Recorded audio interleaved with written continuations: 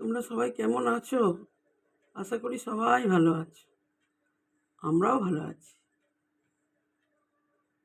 ঈশ্বর তো একাই, আমাদের কাছে বিভিন্ন রূপ নিয়ে বিরাজ করেন। আর আমরা তার বিভিন্ন রূপের আরাধনা করে থাকি। আর এই কৃষ্ণ, যিনিই কৃষ্ণ তিনিই কালী। কিন্তু আমরা বিভিন্ন দুই রূপে আমরা দুজনের আরাধনা করে থাকি। আর এই কৃষ্ণ নানান রকম লীলাও দেখান। সেই এক লীলার কথাই আজকে বলবো। কৃষ্ণর সঙ্গিনী ছিলেন রাধা, কিন্তু বিয়ে হয়নি। রাধার বিয়ে হয়েছিল আয়ান ঘোষের সঙ্গে। তিনি ছিলেন জাতিতে গোয়ালা আর গরু ব্যবসায়ী। কিন্তু বিয়ে হয়েছিল আয়ান ঘোষের সঙ্গে, কিন্তু সবসময় তার মনে কৃষ্ণ। কৃষ্ণ ছাড়া তিনি কিছুই ভাবতেন না, সব সময় কৃষ্ণ। এইভাবেই চলে। একদিন কৃষ্ণের বাঁশির আওয়াজ পেয়ে তিনি বাড়ি থেকে বেরিয়ে যান। আর এই আয়ান ঘোষের মা ছিল জটিলা আর বোন ছিল কুটিলা।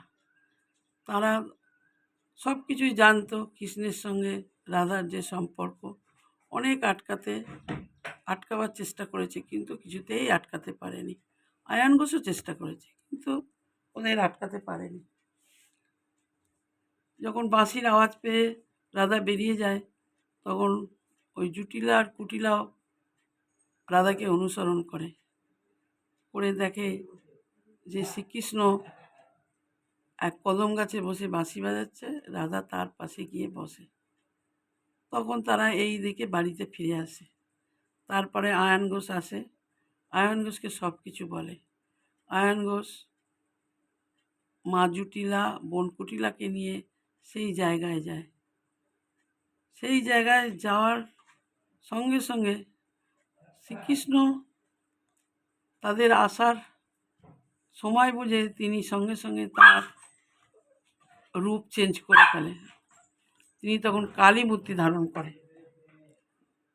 সেই কালী মূর্তি আর তার কালী মূর্তির পায়ের কাছে মা রাধা জোড়হাত করে আরাধনা করছে। আয়ান ঘোষ ছিলেন কালী ভক্ত। তিনি ওই দেখে মা রাধার কাছে গিয়ে বসে পড়ে, তিনিও আরাধনা করেন। সেই দিন ছিল মাঘ মাসের কৃষ্ণ চতুর্দশী। সেই দিন এই মায়ের আরাধনা করেছিলেন। সেই মায়ের নাম হলো সেই দিন থেকে রটন্তী কালী। তাই সেই রটন্তী কালী পুজো হয় মাঘ মাসের কৃষ্ণ চতুর্দশীতে।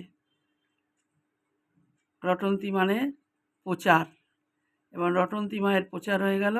আর মাঘ মাসের কৃষ্ণ চতুর্দশীতে এই রটন্তী কালী মায়ের পুজো হয়।